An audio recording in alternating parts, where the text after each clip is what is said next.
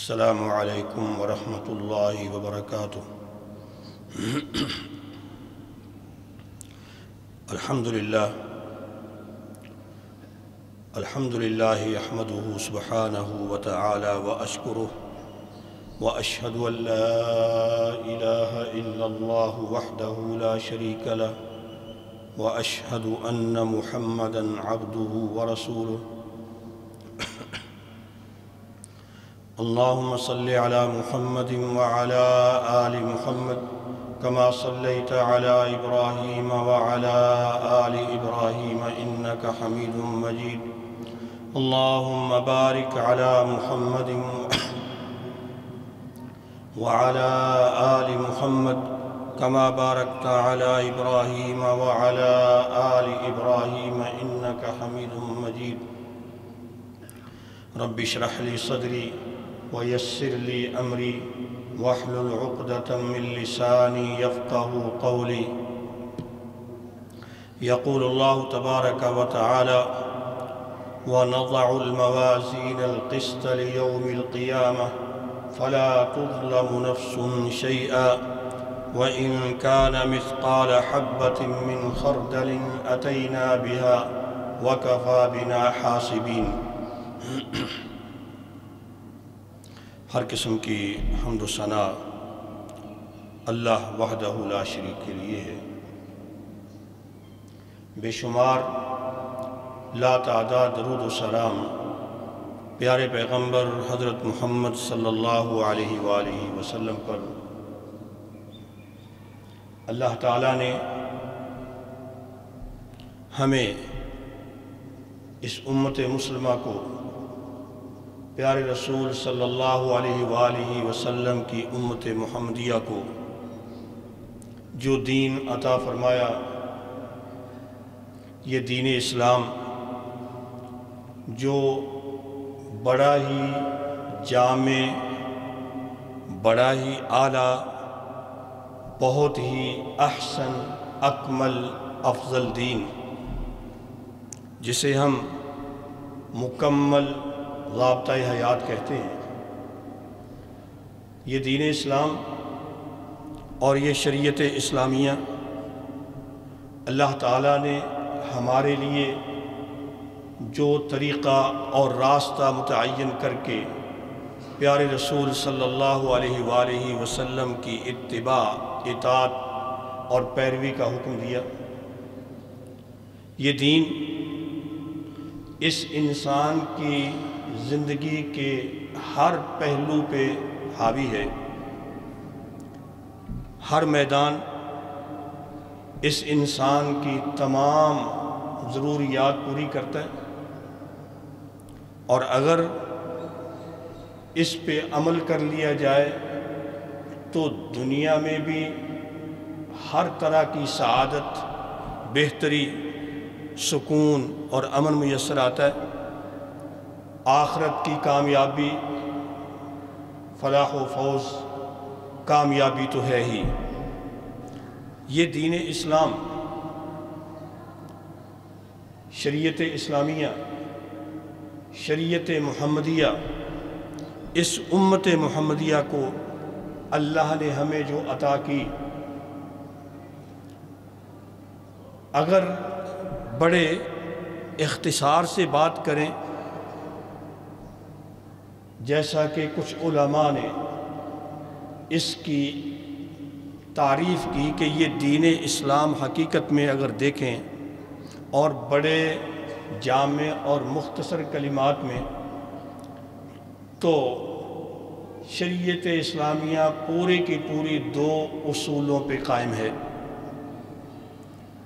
یا دوسرے لفظوں میں کہیں کہ پورے دین اسلام میں حقوق و واجبات ہیں، اور یہ دو قسم کے ہیں، یا اللہ تعالیٰ کے حقوق ہیں، اللہ کا حق ہے، یا حقوق العباد ہیں، بندے کا حق ہے۔ ہر عمل، ہر حکم، ہر آیت، ہر حدیث، پورا دین اسلام انہی دو باتوں کے ارد گرد گھومتا ہے۔ یا حق اللہ ہے، اللہ کا حق ہے، یا پھر بندے کا حق ہے۔ اگر ایک حق ہے تو وہ جس کا حق ہے دوسرے نے اس کو واجب کے طور پر ادا کرنا ہے، تو کسی کے یہ حقوق ہیں اور دوسروں پہ وہ واجبات ہو جاتے ہیں۔ اگر یہ دو چیزیں، دو باتیں، یہ دو حق، دو اصول پورے کر لیے جائیں تو سب کچھ حاصل ہو جاتا ہے۔ یہ بندہ بھی بن جاتا ہے، اللہ کی بندگی بھی ہو جاتی ہے، یہ انسان پھر آپس میں دوسروں کے ساتھ، اپنے بھائیوں کے ساتھ، بندوں کے ساتھ تعلقات بہتری کی بنیاد پر، خیر کی بنیاد پر، تعاون اور اصلاح کی بنیاد پر قائم کرتا ہے۔ کسی کو کوئی شکایت نہیں رہتی، ہر طرح کی کامیابی، ہر طرح کی فلاح، ہر طرح کی سعادت، ہر طرح سے خوش بختی اس انسان کے مقدر میں ہوتی ہے۔ اللہ تعالیٰ کا حق بڑے سادہ انداز میں کہ توحید اللہ کا حق ہے کہ ربوبیت میں اللہ ایک ہے، اسماء و صفات میں اللہ کے نام، اللہ کی صفتیں، اس میں وہ یکتا ہے، اور توحید الوہیت یعنی عبادت بھی صرف اسی کی ہے، یہ اللہ کا حق ہے۔ اللہ کی پوجا، اللہ کی پرستش، عبادت صرف ایک اللہ کی، عقیدے میں، دل میں بھی توحید، وہ اللہ ایک ہے، عملی طور پر عبادت بھی، عمل بھی اللہ کے لیے کر کے اللہ کی توحید قائم کر دی، اللہ کا حق ادا ہو گیا۔ اسی لیے اللہ تعالیٰ نے اس انسان کو پیدا کیا ہے، اور اس میں پھر جو اللہ نے حکم دیا اس کو مان لینا ہے، جس سے منع کر دیا اس سے رک جانا ہے۔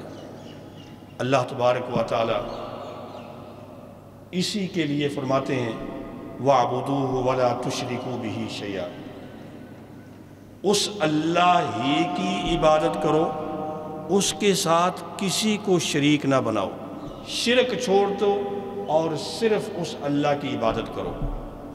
اور رسول اکرم علیہ السلام نے اس حق کو بیان کیا۔ حضرت معاذ رضی اللہ تعالی عنہ کی مشہور حدیث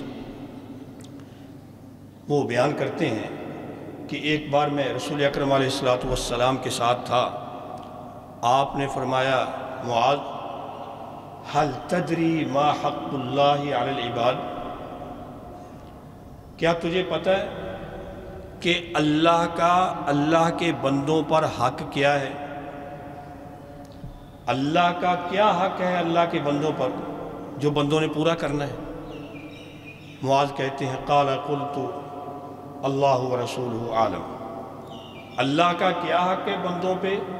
اللہ اور اللہ کے رسول ہی بہتر جانتے ہیں کہ وہ حق کیا ہے۔ یہ بڑے ادب کی بات، جس بات کا پتہ نہیں، اور جب بڑا پوچھ رہا ہے جس سے ہمیں سب کچھ حاصل ہونا ہے تو پھر اسی کی طرف نسبت۔ رسول اکرم علیہ السلام نے فرمایا حق اللہ علی العباد ان یعبدوہ ولا یشرکوا بہ شیئا، اللہ کا بندوں پر حق یہ ہے کہ بندے اللہ ہی کی عبادت کریں، اسی کی پوجا کریں، اسی کی بندگی کریں، اور اس کے ساتھ کسی کو شریک نہ بنائیں، کسی قسم کا شرک نہ کریں۔ اب بندے اللہ کا حق ادا کریں، یہ حق ہے، بڑے مختصر الفاظ میں بیان کر دیا۔ اب بندے اگر اللہ کا حق ادا کریں تو پھر اگلا سوال نبی علیہ السلام نے اس مختصر حدیث میں معاذ رضی اللہ تعالی عنہ سے کیا سمجھانے کے لیے، اب یہ بتاؤ هل تدری ما حق العباد علی اللہ اذا فعلوا ذلك، اگر بندے اللہ کا یہ حق پورا کر دیں تو پھر بندوں کا اللہ کے اوپر کیا حق ہوگا؟ اور یہ بات کہ اللہ خالق و مالک ہے، اللہ قادر مطلق ہے، ہر چیز کا مالک وہ ہے، نفع نقصان۔ کیا کوئی مخلوق، کوئی انسان اپنا حق اللہ کے اوپر جتلا سکتا ہے؟ نہیں، لیکن اللہ تعالیٰ نے خود یہ حق دیا کہ بندوں کو میں حق دوں گا، یہ بندوں کا حق ہے۔ پوچھا نبی علیہ السلام نے، معاذ پتہ ہے کہ اگر بندے اللہ کا حق ادا کر دیں تو پھر بندوں کا حق اللہ پر کیا ہوگا؟ پھر کہا اللہ و رسولہ عالم، اللہ اور اللہ کے رسول ہی بہتر جانتے ہیں۔ نبی علیہ السلام نے کہ پھر بندوں کا حق اللہ کے ذمے یہ ہو جاتا ہے جب بندے اللہ کا حق ادا کر دیں، اللہ یعذبہم، بندے اللہ کا حق پورا کر دیں تو پھر بندوں کا حق اللہ کے اوپر یہ ہو گیا کہ اللہ ان کو عذاب نہ دے، اللہ ان کو سزا نہ دے، اللہ تعالیٰ ان کو پکڑے نہیں۔ اس کا مطلب یہ ہوا کہ جب لوگ، یہ انسان، یہ مخلوق اپنے خالق کا حق ادا کر دے تو اللہ راضی ہو گیا، اب کوئی پکڑ نہیں، کوئی نقصان نہیں، کوئی غضب نہیں، کوئی عذاب نہیں، کوئی سزا نہیں، گویا کہ کامیابی ہی کامیابی ہے۔ اور یہی وہ ہے کہ اللہ تعالیٰ نے یہ ہدایت ہمیں عطا فرمائی ہے۔ جب اس ہدایت، رہنمائی، اس ضابطے اور اس اصول کی پیروی کریں گے تو اللہ کا یہ وعدہ ہے کہ پھر نہ گمراہی، نہ بھٹکنا، نہ خراب ہونا، بلکہ کسی قسم کی بدبختی بھی نہیں، ہمیشہ خوشبختی ہے۔ جو اللہ تبارک و تعالیٰ نے آدم علیہ السلام کی قصے میں بیان کیا ہے، فَإِمَّا يَأْتِيَنَّكُم مِّنِّي هُدًى فَمَنِ اتَّبَعَ هُدَايَ فَلَا يَضِلُّ وَلَا يَشْقَى۔ جاؤ، جنت سے نکال دیا اس انسان کو، زمین میں جا کر بسو۔ اب زمین میں بسنے والے اللہ کے بندوں کو فرمایا تمہارے پاس میری ہدایت آئے گی، رہنمائی آئے گی، میرا یہ ضابطہ حیات آئے گا۔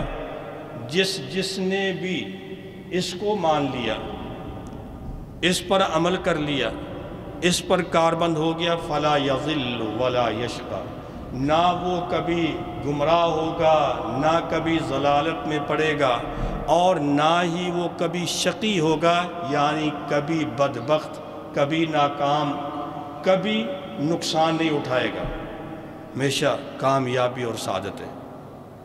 بڑے مختصر انداز میں ساری بات بتا دی۔ یہ اللہ کا حق ادا کرنا ہے۔ اور عموماً مسلمان نماز پڑھتے ہیں، صدقہ خیرات کرتے ہیں، روزے رکھتے ہیں، رمضان کا مہینہ گزرا، بہت کچھ کیا، کوشش کی مسلمانوں نے، ہم نے، کہ ہم اللہ کا حق ادا کریں۔ اللہ کا حق ادا ہو گیا، یہ اعمال کیے، یہ عبادات کی، لیکن اب دین اسلام کا دوسرا پہلو اور جو دوسرا حق ہے، بندے کا حق، جو حقوق العباد ہیں، یہ اس دین اسلام کا دوسرا حصہ ہے۔ جب تک یہ ادا نہیں ہوتا، یہ پورا نہیں ہوتا، تو دین مکمل نہیں ہوتا، شریعت پوری نہ ہوئی، اور پھر کامیابی نہیں ہے۔ بلکہ اگر کسی نے اللہ کے حق کو بڑا زبردست پورا کیا، بڑی عبادات کی، بڑے اعمال کر لیے، لیکن دوسرا حق پورا نہیں ہے، بندوں کے حقوق میں کمی ہے، بندوں کے حق مارے، ظلم کیا، زیادتیاں کی، ان کو جو دینا تھا وہ نہیں دیا، چھپا لیا، دھوکہ دیا، فراڈ کیا، کسی نہ کسی طرح سے کوئی کسی بندے کا حق پورا نہیں کیا، تو وہ جو بڑے بڑے عمل ہیں وہ خطرے میں ہیں۔ وہ اللہ کا کیا ہوا، ادا کیا ہوا حق، اعمال، عبادات، بڑے اعمال، وہ خطرے میں ہیں۔ کر لیے ہم نے رمضان میں بہت، لیکن اب ان کی حفاظت بھی کرنی ہے، اب ان کو قیامت تک باقی بھی رکھنا ہے، تاکہ نامہ اعمال میں کچھ ملے اور جنت میں جانے کا باعث بنے، اور اس کے لیے بندوں کے جو حقوق ہیں ان کی ادائیگی۔ سنیے حدیث، رسول اکرم صلی اللہ علیہ وسلم ایک دن صحابہ کے درمیان تشریف فرما ہے، نبی علیہ السلام نے سوال کر دیا، اتدرون مل مفلس یا اتدرون من المفلس، بھئی تمہیں پتہ ہے مفلس کون ہے؟ مفلس کون ہے یعنی کنگال کون ہے، بالکل نہتھا کون ہے، خالی ہاتھ کون ہے، یا ہم کہیں جیسے ہم اب چل ڈیفالٹ کس کو ہو گیا ہے، ڈیفالٹر کون، مفلس کون، جو بالکل اب خالی ہاتھ بند گئے اس کے۔ لوگوں نے کہا کہ من لا دینار لہ ولا درہم، مفلس ہم اس کو کہتے ہیں جس کے پاس روپے پیسے نہیں، دینار نہیں، درہم نہیں، کو مال و دولت، پیسے نہیں، ضروریات زندگی پوری کرنے کے لیے بازار جانے کے لیے کوئی روپیہ نہیں ہے، جیب خالی ہو گئی، بیلنس خالی ہے، وہ ہاتھ خالی لیے پھر رہا ہے کہ کیا کرے، یہ مفلس ہے، یہ ڈیفالٹر ہے۔ نبی علیہ السلام نے کہ ایسا نہیں ہے، المفلس فی امتی، میری امت کا مفلس ڈیفالٹر وہ بندہ ہے، یاتی یوم القیامت بصلاۃ وصوم وزکوٰۃ، قیامت والے دن جو بندہ آئے گا، نمازیں بھی پڑھی ہوئی ہیں، نامہ اعمال میں بڑی نمازیں بھی ہیں، صدقہ خیرات زکوٰۃ بھی دی ہوئی ہے، روزے بھی رکھے ہوئے ہیں، بڑی بڑی عبادات کر کے آیا، نامہ اعمال بھرا پڑا ہے، یاتی وقد شتم ھذا وقذف ھذا وضرب ھذا، قیامت والے دن آتا ہے یہ سارے اعمال عبادات لے کے، لیکن اس کو گالی دی، اس پر تہمت لگائی، اس کو تھپڑ مارا، اس کو یہ کیا، اس کے اوپر یہ زیادتی کی، اس کا یہ حق مارا، لوگوں کے حقوق میں اس نے گھپلے کیے، زیادتیاں کی، کسی کو مارا تو ظلم کیا، کسی کو زبان سے تکلیف دی، کسی کو گالی دے کر، کسی کو جھوٹ بول کر، کسی پر تہمت لگا کر، کسی کا حق دبا کر، کسی کا قرضہ لے کر واپس نہ کر کے، اور کسی کو خرید و فروخت کرتے ہوئے بیچ میں ملاوٹ کر کے ظلم و زیادتی کی، آیا تو اس نے لوگوں کے حقوق میں بڑی گڑبڑ کی ہوئی ہے، اب آیا تو اب حساب ہونا ہے۔ اب کیا ہوگا؟ وہاں پر حساب ہونا ہے۔ یہاں پر جو لوگوں کے حقوق میں کمی پیشی کی وہ تو مالی حقوق تھے، قرض مار لیا، دبا لیا، کسی کے پیسے چھین لیے، چوری کر لی، جیب کاٹ لی، یا اس کو پتہ نہیں چلنے دیا، چیز غلط دے دی، دھوکہ دیا کیا۔ لیکن قیامت والے دن جب حساب ہونا ہے تو کوئی روپیہ پیسہ نہیں چلنا، وہاں روپیہ پیسہ نہیں ہے، تو وہاں پھر کیسے حساب ہوگا؟ نبی علیہ السلام فرماتے ہیں جب یہ کیفیت ہوگی تو پھر یہ اخذ من حسناتہ، اب اس بندے کے اچھے عمل، جس نے دوسرے کے ساتھ زیادتی کی، حق مارا ہے نا، اس بندے کے اچھے عمل، نیکیاں، عمل صالح، حسنات لے کر جس کا حق مارا گیا تھا یا جو مظلوم ہے اس کو اس کی نیکیاں دے دی جائے گی، بے قدر مظلمت، جتنی اس کے ساتھ زیادتی ہوئی، جتنا اس کا حق بنتا ہے اتنی اس کی نیکیاں اٹھا کر اس کو دے دی گئیں۔ اب کچھ نیکیاں اس کو چلی گئیں، کچھ اس کو چلی گئیں، کچھ اس کو چلی گئیں۔ اب لوگ آ رہے ہیں، دعویٰ کر رہے ہیں، کیس کر رہے ہیں، اور ان کو ان کے حق کے مطابق اس کی نیکیوں سے حصہ دیا جا رہا ہے۔ اور جب نیکیاں ختم ہو گئیں، جب اس کے عمل صالح، نمازیں، پھر زکوٰۃیں، پھر اس کے جو روزے اور پتہ نہیں حج کیا کیا کیے ہوئے، یہ نیکیاں ختم ہو جائیں گی، لیکن ابھی پیچھے لائن میں کھڑے ہوئے ہیں کہ ہمارے ساتھ ابھی زیادتی کی، ہمارا بھی حق بنتا ہے، ہم نے بھی حق لینا ہے۔ تو نبی علیہ السلام فرماتے ہیں اب وہ جن کے حق بنتے ہیں، جو مظلوم ہیں، جن کو اس نے کچھ نہ کچھ کیا، اب ان کی برائیاں، ان کے گناہ لے کر اس کے اوپر لاد دیے جائیں گے۔ فَحُمِلَ عَلَيْهِ، ان کے گناہ، ان کی سیئات، ان کی برائیاں، ان کی خطائیں، اب وہ ان سے لے کر اس بندے کے اوپر لاد دی جائیں گی، اس کے نامہ اعمال میں داخل کر دی جائیں گی، اور پھر اس کو حکم ہوگا کہ اب نیکیاں تو ہے اس کے پلے ہے نہیں، گناہ ہی گناہ ہے، جاؤ اس کو دوزخ میں پھینک دو۔ یہ مفلس ہے، اس نے اللہ کا حق ادا کیا تھا لیکن اپنے ان نیکیوں کی حفاظت نہیں کی، وہ سمجھا تھا کوئی بات نہیں، کون پوچھنے والا ہے۔ اور اس لیے رسول اکرم علیہ السلام یہ ارشاد فرماتے ہیں کہ من کانت لہو مظلمۃ لأخیہ من عرضہ او شیء، اگر کسی بندے نے کسی کے ساتھ زیادتی کی، ظلم کیا، کسی کا حق ہے، چاہے وہ اس کی عزت یا اس کے کسی اور طرح سے کوئی حق بنتا ہے، ظلم کیا ہے، زیادتی کی ہے، فَلْيَتَحَلَّلْهُ الْيَوْمِ قَبْلَ أَنْ لَا يَكُونَ دِرْهَمٌ وَلَا دِینار، وہ دن آنے سے پہلے آج ہی اس سے معافی کروا لے، آج ہی اس سے اپنے آپ کو بری کروا لے، آج دنیا کے اندر اس دن کے آنے سے پہلے جس دن کوئی مال و دولت، کوئی درہم، کوئی متاع، کوئی ساز و سامان نہیں، پھر وہاں پر اس کی نیکیاں ان کو دے دی جائیں گی یا ان کی برائیاں، ان کے گناہ اس کے اوپر لاد کر اس کو دوزخ میں پھینک دیا جائے گا۔ یہ ہے نیکیوں کو برباد کرنے والا۔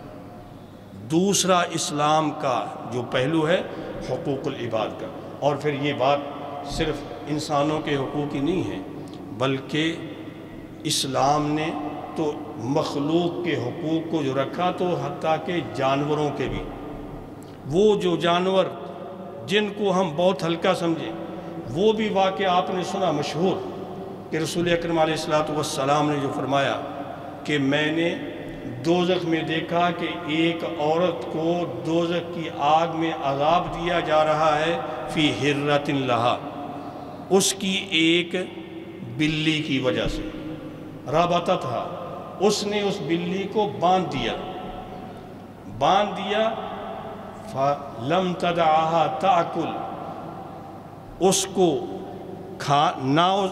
لم تطعمها، اس کو کھانا نہیں دیا، باندھ کے رکھا لیکن اس کو خوراک اور اس کا کھانا اس کو نہیں دیا، وَلَمْ تَدْعَهَا تَأْكُلْ مِنْ خِشَاشِ الْأَرْضِ، اور نہ ہی اس کو چھوڑا کہ وہ بلی ادھر ادھر جا کر خود کچھ نہ کچھ زمین سے کھا لے، نہ اس کو کھانے کا موقع دیا، نہ کھلایا۔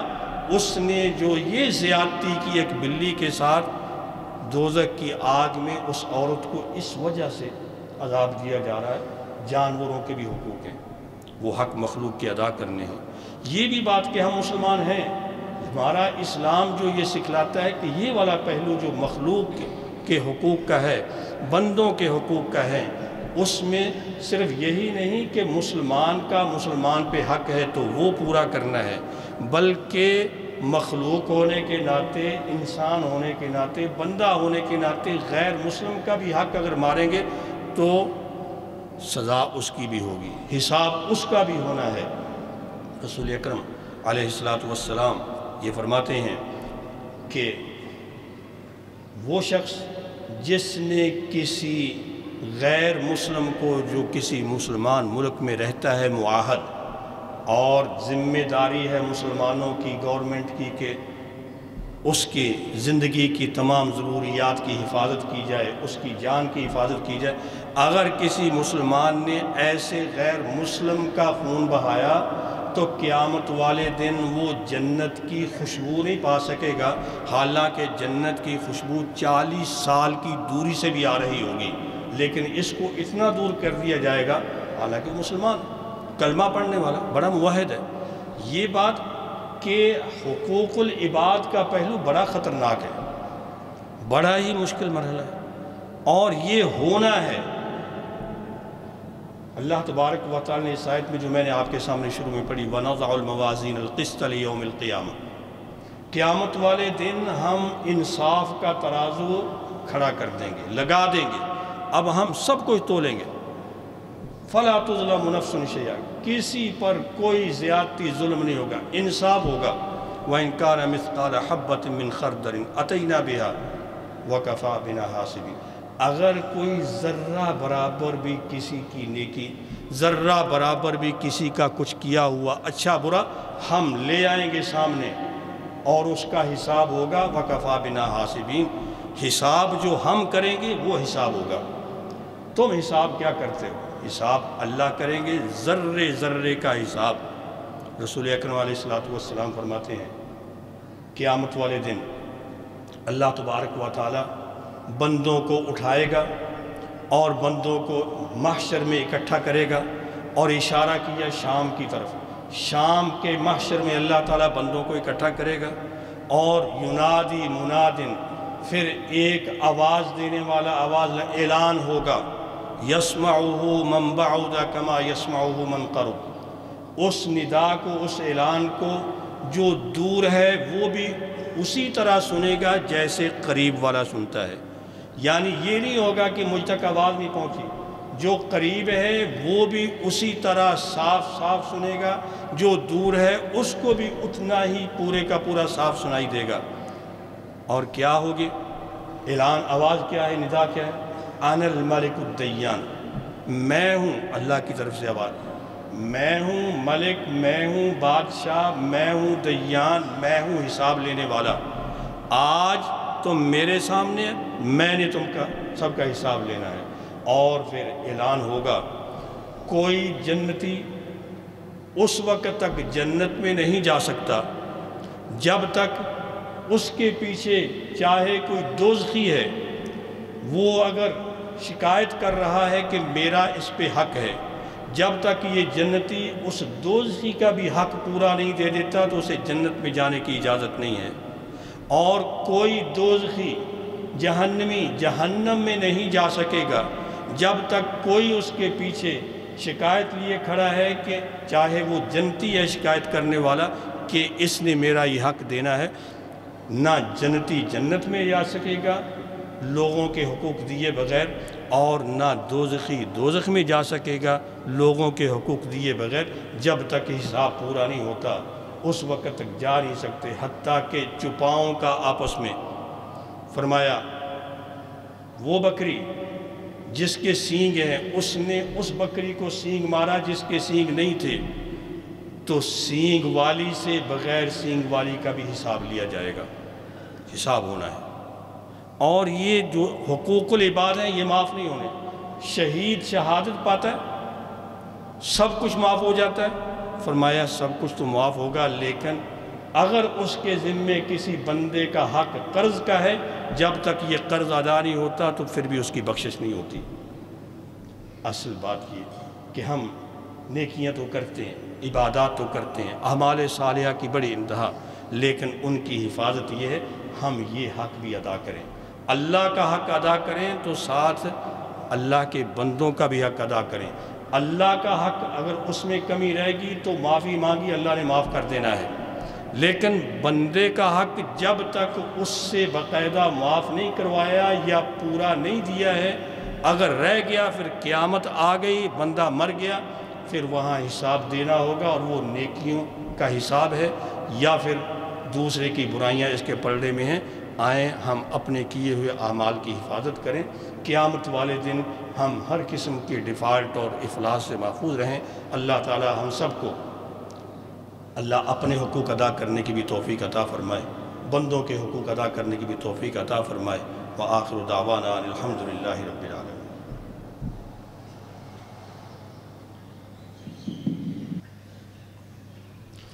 الحمدللہ الحمدللہ نحمده ونستعینه ونستغفره ونعوذ باللہ من شرور انفسنا وسیئات اعمالنا، من يهده الله فلا مضل له ومن يضلل فلا هادي له، ونشهد أن لا إله إلا الله وحده لا شريك له، ونشهد أن محمدًا عبده ورسوله صلى الله عليه وعلى آله وأصحابه ومن تبعهم بإحسان إلى يوم الدين وسلم تسليما كثيرا۔ أما بعد فيا أيها الناس اعبدوا الله مخلصين واتقوه محسنين وتذكروا أن الله تعالى اختار لنا أحسن الدين وأكمله هو الدين العظيم دين الإسلام هو دين الله تعالى للأولين والآخرين وقد أتمه الله ببعثة محمد صلى الله عليه وسلم وأكمله ورضيه لعباده فأقام به الحجة على الناس ما بقيت على هذه الأرض حياة. قال تعالى: اليوم أكملت لكم دينكم وأتممت عليكم نعمتي ورضيت لكم الإسلام دينا. فديننا الإسلام منظومة كاملة للحياة شاملة للحقوق والواجبات، والخير كله مجموع في هذا الدين. لا صلاح ولا سعادة في هذه الحياة الدنيا ولا فوز ولا نجاة في الآخرة إلا به. قال تعالى: فإما يأتينكم مني هدى فمن اتبع هداي فلا يضل ولا يشقى.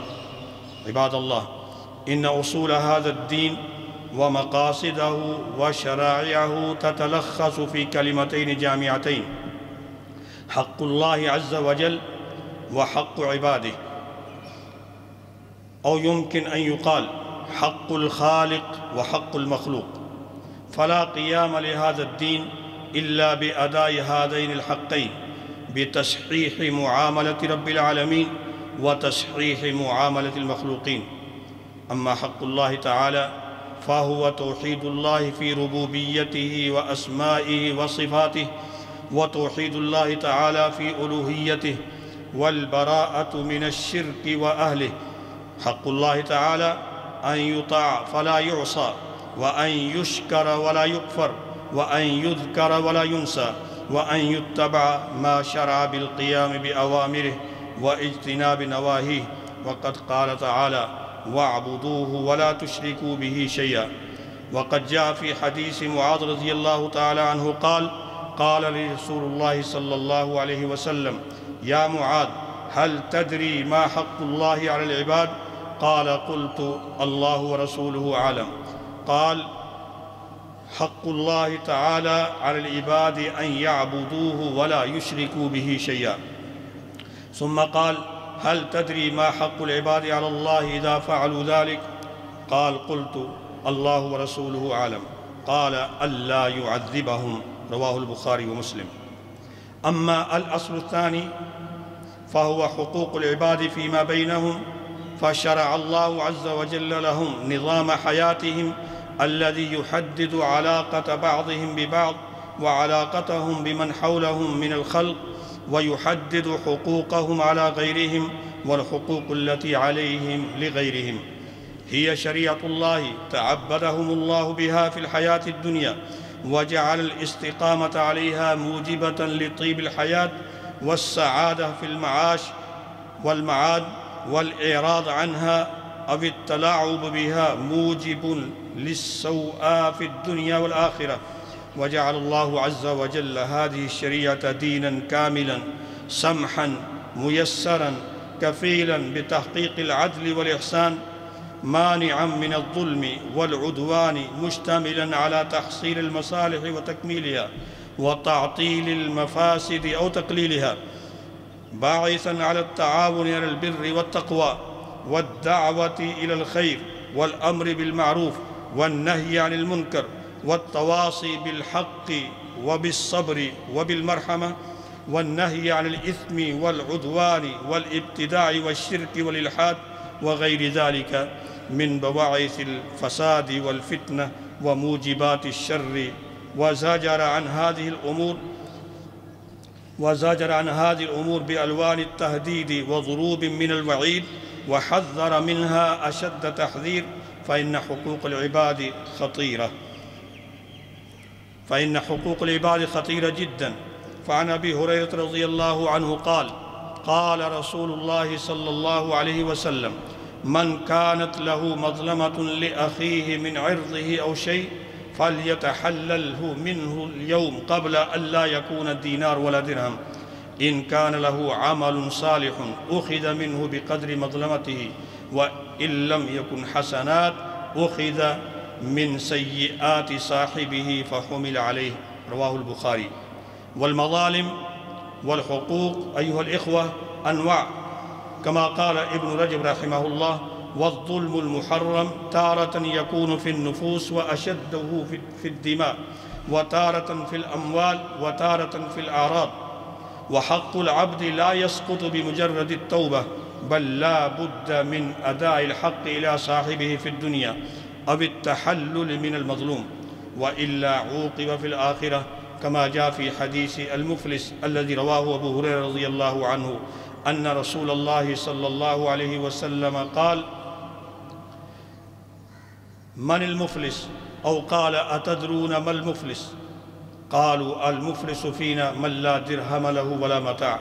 فقال: إن المفلس من أمتي يأتي يوم القيامة بصلاة وصيام وزكاة، ويأتي قد شتم هذا وقذف هذا وضرب هذا، فيعطى هذا من حسناته وهذا من حسناته، فإن فنيت حسناته قبل أن يقضى ما عليه أخذ من خطاياهم فطرحت عليه ثم طرح في النار. رواه مسلم. ففي هذا الحديث بيان أن المفهوم الحقيقي للمفلس هو من أخذ غرماؤه أعماله الصالحة. وفيه بيان أن القصاص قد يأتي على جميع الحسنات حتى لا يبقي منها شيئا والعياذ بالله. وقد يعاقب المسلم بظلمه لكافر أو لحيوان، كما في صحيح مسلم قال صلى الله عليه وسلم: عرضت علي النار فرأيت فيها امرأة من بني إسرائيل تعذب في هرة لها ربطتها فلم تطعمها ولم تدعها تأكل من خشاش الأرض.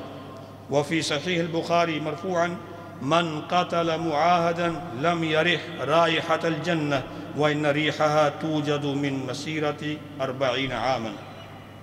وجاء في حديث القصاص يوم القيامة: يحشر الله العباد وأومى بيده قبل الشام عراة حفاة غرلا بهما. قال: قلت: ما بهما؟ قال: ليس معهم شيء.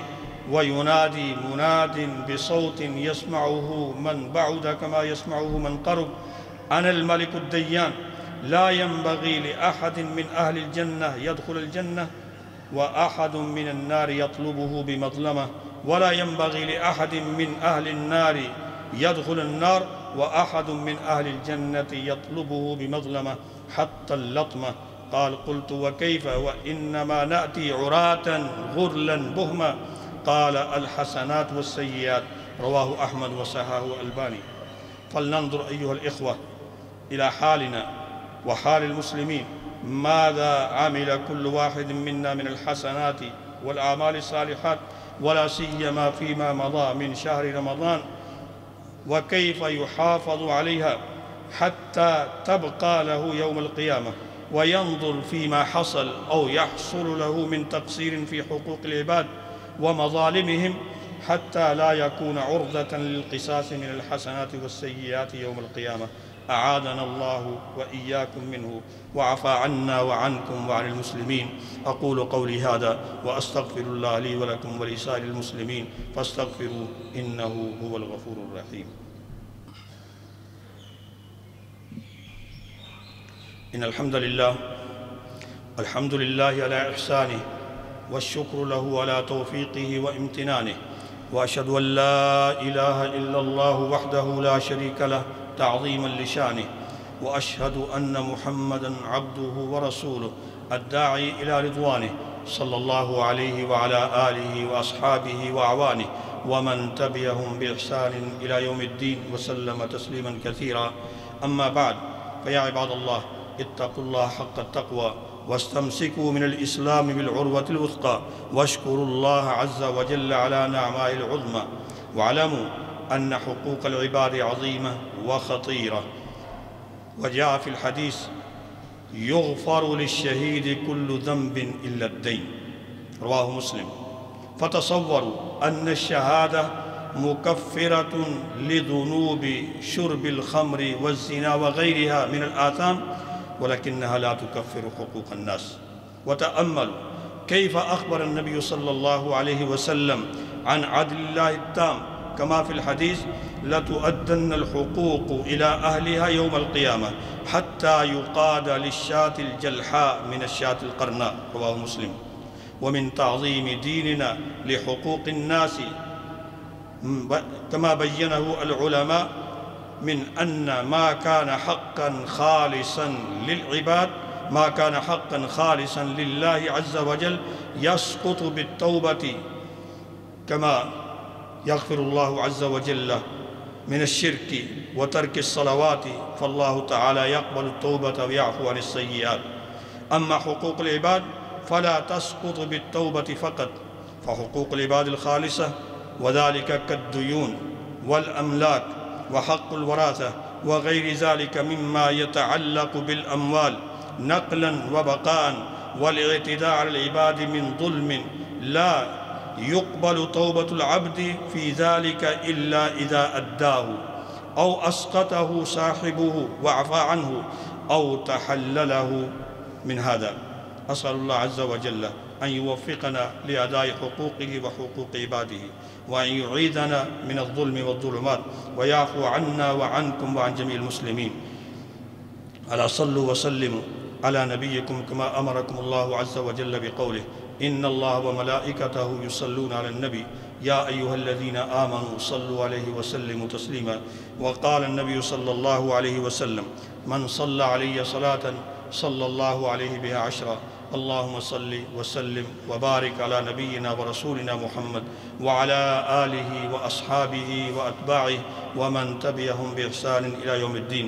अल्लाहुम्मा अर्हमना व ला तंज़ुर इला सुई अमालिना अल्लाहुम्मा अस्tur औरातिना व आमिन रौआतिना अल्लाहुम्मा वफ़्फ़िक़ना लिमा तुहिब्बुहु व तर्ज़ा अल्लाहुम्मा अरिनल हक़्क़ हक़्क़न वरज़ुक़ना इत्तिबाअह अल्लाहुम्मा अंसुरिल इस्लाम वल मुस्लिमीन अल्लाहुम्मा अंसुरिल इस्लाम वल मुस्लिमीन अल्लाहुम्मा अइज़्ज़िल इस्लाम वल मुस्लिमीन व अज़िल्ल शिर्क वल मुश्रिकीन व दम्मिर अअदाअद्दीन। अल्लाहुम्मा अंसुरिल मुस्लिमीन फ़ी कश्मीर अल्लाहुम्मा अंसुरिल मुस्लिमीन फ़ी फ़िलिस्तीन अल्लाहुम्मा अंसुरहुम नस्रन मुअज़्ज़रा अल्लाहुम्मा अंसुरहुम व ला तंसुर अलैहिम अल्लाहुम्मा अलैका बिअअदाइका अअदाइल इस्लामी अअदाइल मुस्लिमीन अल यहूदिल इसराईलीयीन अल्लज़ीना यसुद्दूना अन सबीलिक व युकज़्ज़िबूना रुसुलक व युक़ातिलूना औलियाक। अल्लाहुम्मा अंसुरना व ला तंसुर अलैना अल्लाहुम्मा आमिन्ना फ़ी औतानिना व अस्लिह अइम्मतना व वलाता उमूरिना व ला तुसल्लित अलैना मन ला यरहमुना बिरहमतिका या अरहमर राहिमीन। सुब्हान रब्बिका रब्बिल इज़्ज़ति अम्मा यसिफ़ून व सलामुन अलल मुरसलीन वल्हम्दुलिल्लाहि रब्बिल आलमीन।